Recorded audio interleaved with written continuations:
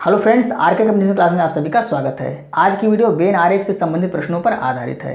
ये वीडियो थोड़ी सी लंबी होने वाली है, इसलिए आप लोग वीडियो को पूरा देखिएगा जिससे आपको वेन आरेख से संबंधित सभी पॉइंट समझ में आ जाएं। आइए वीडियो को शुरू करते हैं।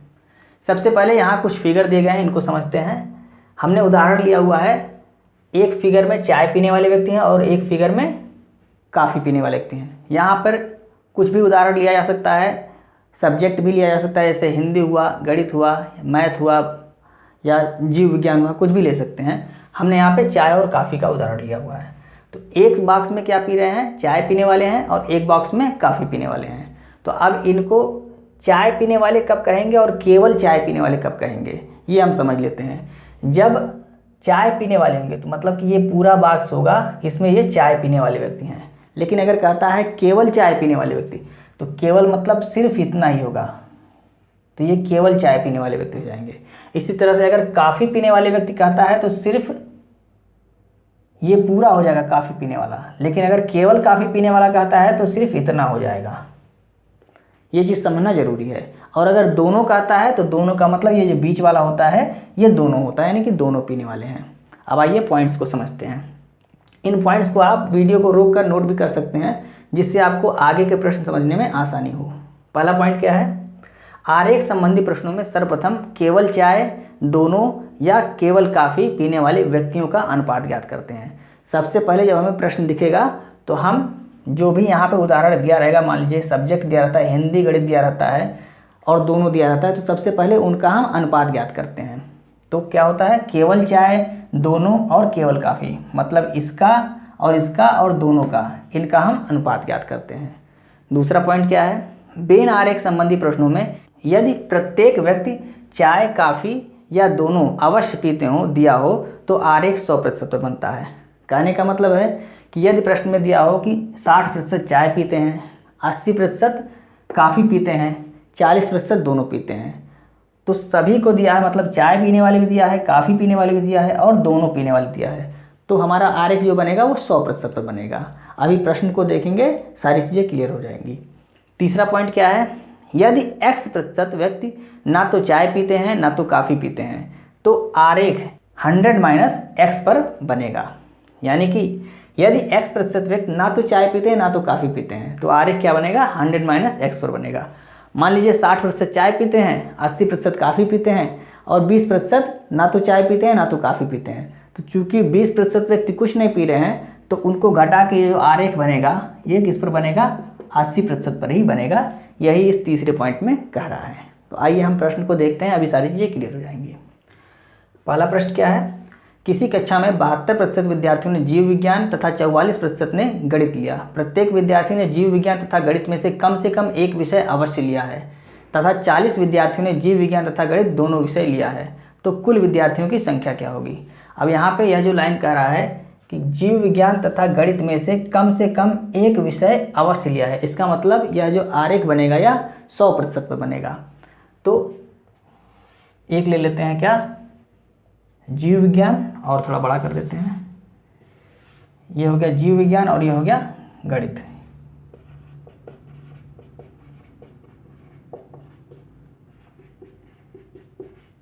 जीव विज्ञान कितना है, 72%, गणित कितना है, 44%।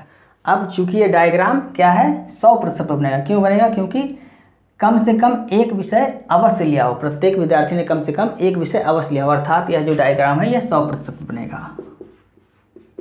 तो 100% बनेगा मतलब कि पूरा डायग्राम जो है वो 100% है, जिसमें से ये पूरी संख्या कितनी हो गई, यानी ये जो बॉक्स है ये कितना हो गया, 72 हो गया। तो ये बॉक्स कितना बचा, 28। अब ये पूरा बॉक्स जो है ये कितना है, 44 है, जिसमें से 28 आपका निकल गया, तो ये इतना भाग जो बचा हुआ है ये कितना बचेगा, ये 16 बचेगा। अब देखिए 28 हो गया और ये 16 हो गया, यानी कि इन दोनों का अनुपात मिल गया।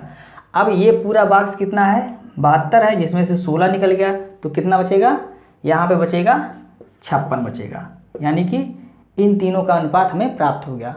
जो हमारा पहला पॉइंट था कि सर्वप्रथम हम क्या करते हैं, चाय पीने वाले, काफ़ी पीने वाले और दोनों का अनुपात ज्ञात करते हैं। तो यहाँ पे है जीव विज्ञान, गणित और दोनों का अनुपात हमने ज्ञात कर लिया। अब क्या करते हैं, जो प्रश्न में दिया है उससे तुलना कर देंगे, यानी तथा 40 विद्यार्थियों ने जीव विज्ञान तथा गणित दोनों विषय लिया। अब यहाँ पे दोनों कौन है, ये जो 16 है ये दोनों है, तो 40 की तुलना हम किससे कर देंगे, 16 से कर देंगे। और निकालना क्या है, कुल विद्यार्थियों की संख्या। तो कोई भी चीज़ अपने आप में 100% होती है, आप अच्छी तरह से जानते हैं। तो 100% है तो 100 हम गुणा कर देते हैं, काट देंगे, 8 दूनी 16, 8 पच्चीस 40, और ये 50 बार में कट जाएगा, यानी कि कितना आ गया, 250। ये क्या आ गया, कुल विद्यार्थियों की संख्या कितनी है, 250 है। ये हमारा आंसर हो गया। आइए नेक्स्ट प्रश्न। दूसरा प्रश्न क्या है, किसी विद्यालय में परीक्षार्थियों का 85% बांग्ला में उत्तीर्ण हुए, 70% गणित में एवं 65% दोनों विषयों में उत्तीर्ण हुए। यदि कुल परीक्षार्थियों की संख्या 60 है तो दोनों विषयों में अनुत्तीर्ण परीक्षार्थियों की संख्या क्या है, ये हमें बताना है। अब यहाँ पे देखिए ग्राफ कितने प्रतिशत का बनेगा, ये हमें कैसे पता चलेगा। तो यहाँ पे देखिए बांग्ला में दे दिया हुआ है अलग से, और गणित में दे दिया हुआ है, और दोनों में दे दिया हुआ है। तो इससे हम निकालेंगे कि हमारा ग्राफ कितने प्रतिशत का बनेगा। आइए देखते हैं। ये हो गया बांग्ला और ये हो गया गणित। अब दोनों में दिया हुआ है 65, बांग्ला में दिया हुआ है 85 और गणित में दिया हुआ है 70%। अब दोनों में तो हो गया है 65 और ये पूरा बॉक्स कितना है 70, तो यहाँ कितना बचा, यहाँ 5 बचा, 65 5 70 मिला के पूरा बॉक्स 70 हो गया। अब यहाँ पे 65 इतना हो गया है और ये पूरा है 85, तो यहाँ कितना बचा 20। यानी अब ये टोटल जो आरेख बना ये कितने प्रतिशत का बना, 65 5 70 और 20 90, यानी कि यह 90% का आरेख बना। और ये 90% क्या है, ये उत्तीर्ण है, ये उत्तीर्ण का ग्राफ बना है। और हमसे पूछ क्या रहा है, अनुत्तीर्ण परीक्षार्थियों का संख्या क्या है। तो जब 90% उत्तीर्ण हो रहे हैं तो अनुत्तीर्ण कितने होंगे, कोई भी चीज़ अपने आप में 100% होती है तो 10% क्या हो गए यहाँ पे अनुत्तीर्ण हो गए।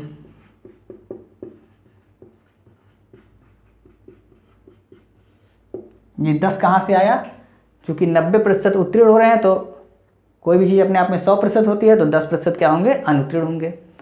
अब क्या पूछ रहा है, तो यदि कुल परीक्षार्थियों की संख्या कितनी है, 60 है। कुल परीक्षार्थी मतलब जो अनुत्तीर्ण हुए हैं और जो उत्तीर्ण हुए हैं उन सबका क्या है, 60 है। तो 60 की तुलना हम किससे करेंगे, 100 से करेंगे, क्योंकि कुल परीक्षार्थी की संख्या दे दी है। अब निकालना क्या है, अनुत्तीर्ण परीक्षार्थियों की संख्या। तो अनुत्तीर्ण का यहाँ प्रतिशत कितना है, 10 है, तो 10 से हम गुणा कर देंगे, काट देंगे, यानी 6 परीक्षार्थी ये क्या हुए हैं, ये अनुत्तीर्ण हुए हैं। यही हमारा आंसर हो गया। नेक्स्ट प्रश्न देखते हैं। तीसरा प्रश्न क्या है, किसी परीक्षा में परीक्षार्थियों के 52% अंग्रेजी में असफल एवं 42% गणित में असफल रहे। यदि 70% गणित और अंग्रेजी दोनों में असफल रहे तो दोनों विषयों में उत्तीर्ण परीक्षार्थियों का प्रतिशत ज्ञात कीजिए। दे रहा है असफल और पूछ रहा है सफल होने वाले परीक्षार्थियों का प्रतिशत। तो हम वेन डायग्राम बनाते हैं। ये हो गया अंग्रेजी,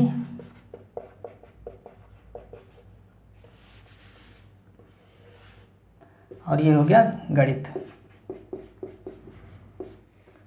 अंग्रेजी में है 52% और गणित में है 42%, और दोनों में कितने हैं, 17। ये असफल विद्यार्थियों के लिए है, यानी कि यहाँ लिखते हैं, ये जो असफल विद्यार्थी हैं उनका डायग्राम है। अब 17% दोनों में हुए हैं, इस पूरे में कितना है, 52 है, जिसमें से 17 निकल गए तो कितना बचेगा, 35। इस पूरे में कितने हैं, 42 हैं, जिसमें से 17 निकल गए तो कितना बचेगा, यहाँ बचेगा 25।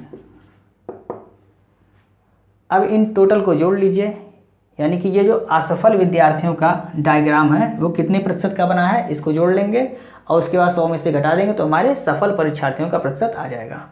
तो जोड़ लेते हैं, 7 5 5 5 10 7 17, 7 हो गया, और 2 1 3 3 6 1 7, यानी कि 77% ये हुए असफल विद्यार्थी।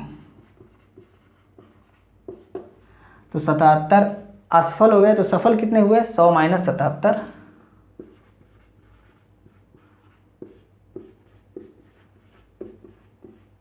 कितना आ गया?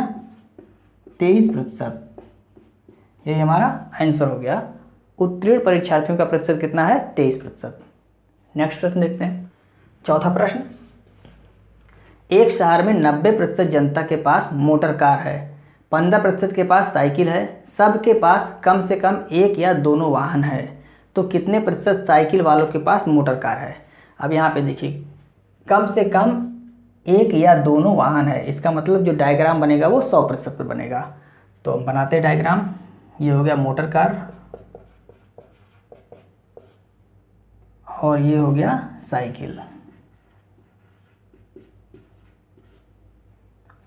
मोटर कार है 90% और साइकिल का है 15%। अब ये पूरा डायग्राम जो बनेगा ये कितने का बनेगा? 100% पर बनेगा। कैसे पता चला?